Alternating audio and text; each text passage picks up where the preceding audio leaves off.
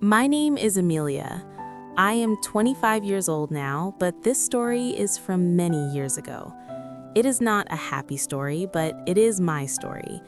I want to tell it because maybe someone like me needs to hear it. I grew up in a small town near the mountains. The winters were cold with snow on the trees and ice on the roads. In spring, flowers grew everywhere and the wind smelled sweet. Our house was small but warm. It had one floor, 2 bedrooms, and a tiny kitchen. It was full of love. My parents were Julia and Mark. My mother worked in a bakery. Every morning she made bread, cakes, and cookies. She always came home smelling like sugar. My father fixed cars. His hands were rough, but his hugs were soft. They were simple people with kind hearts. I always thought I was their daughter. No one told me anything different. I never asked questions. I looked like them. My hair was brown like my mother's. My eyes were blue like my father's. We laughed together, played games, and had dinner every evening at the same table. I had toys, books, and warm clothes. My mother sang songs for me when I was sick. My father read bedtime stories. Every night, he called me Sunshine and kissed my forehead before I slept. On weekends, we went to the park or walked by the river. We didn't have a lot of money, but we had joy. We had movie nights with popcorn. We had pancakes on Sundays. I thought my life was perfect. I thought every child lived like me. I never knew anything was different about me. I never wondered why there were no baby pictures of me in the house. I never asked why my parents looked a little older than the parents of other children at school. But everything changed when I turned 13. It was a cold afternoon in November. The sky was gray and the wind was loud. I was in my room doing homework. My Aunt Lisa came to visit. She was my father's sister. She had a loud voice and talked a lot. She and my mother were in the kitchen drinking tea. I came downstairs to get some water. I stopped near the kitchen door. I didn't mean to listen, but I heard my name. Lisa said, "Amelia doesn't know she's adopted." My heart started to beat fast. My mother said, "No, not yet. We want to wait." "She's already 13, my aunt said. "She will find out one day." My hands were shaking. I didn't move. I didn't speak. I stood there and listened. "She came from a woman in the city," Lisa said. "Her birth mother gave her away. Julia and Mark raised her like their own." I couldn't believe it. I didn't want to believe it. I ran upstairs to my room. I closed the door. I sat on my bed. I stared at the wall. I cried. I cried a lot. That night, I didn't sleep. My pillow was wet with tears. I didn't want to see my parents in the morning, but when the sun came up, I went to the kitchen, like always. My mother was making toast. My father was reading the newspaper. They looked normal, but I felt different.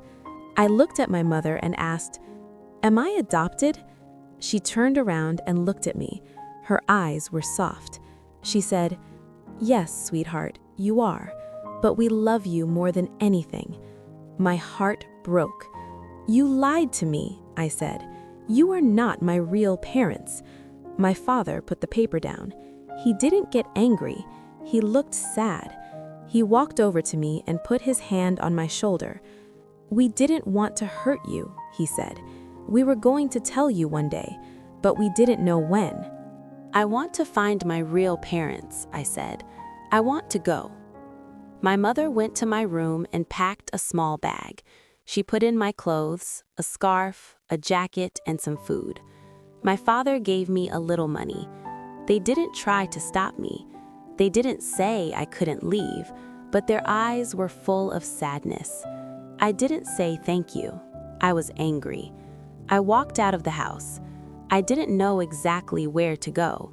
And I remembered something my aunt said years ago. My birth parents lived in a nearby city called Hillview. It was 2 hours away by bus. I walked to the bus stop. The cold wind blew on my face. I sat on a bench and waited. I felt scared, but also angry. I didn't want to go back. When the bus came, I gave the driver the money and sat near the window. Trees passed by, buildings passed by. My heart felt heavy, like a big rock inside me.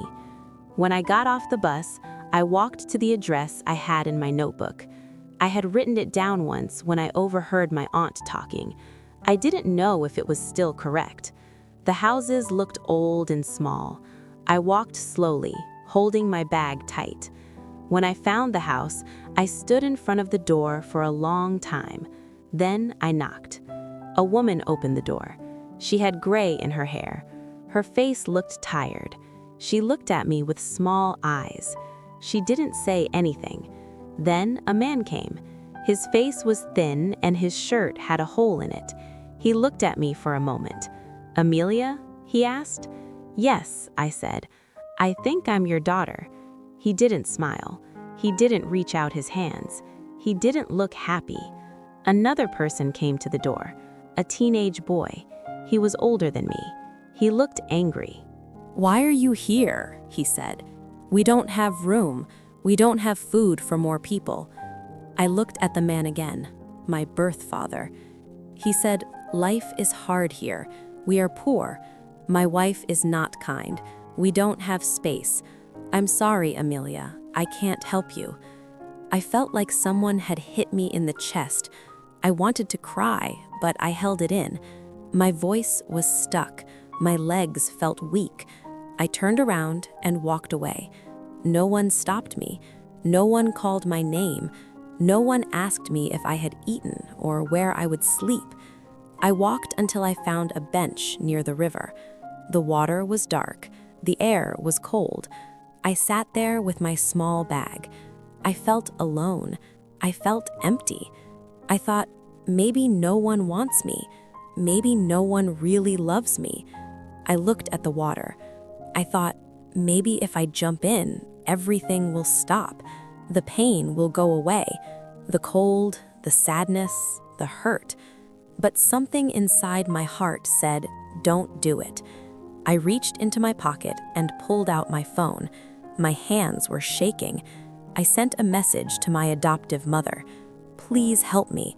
I want to come home. If you don't help me, I will jump into the river." I sat there. My heart was racing. I looked at the phone again and again. 10 minutes passed, then 20. I started to cry. I thought they didn't care. Then the phone made a sound. A message came. "We will send the money now. Please wait. Please don't do anything bad. We love you. Please come home." I cried harder. I felt something warm in my heart, a little bit of hope. Before I share the rest of my story, I want to ask you something.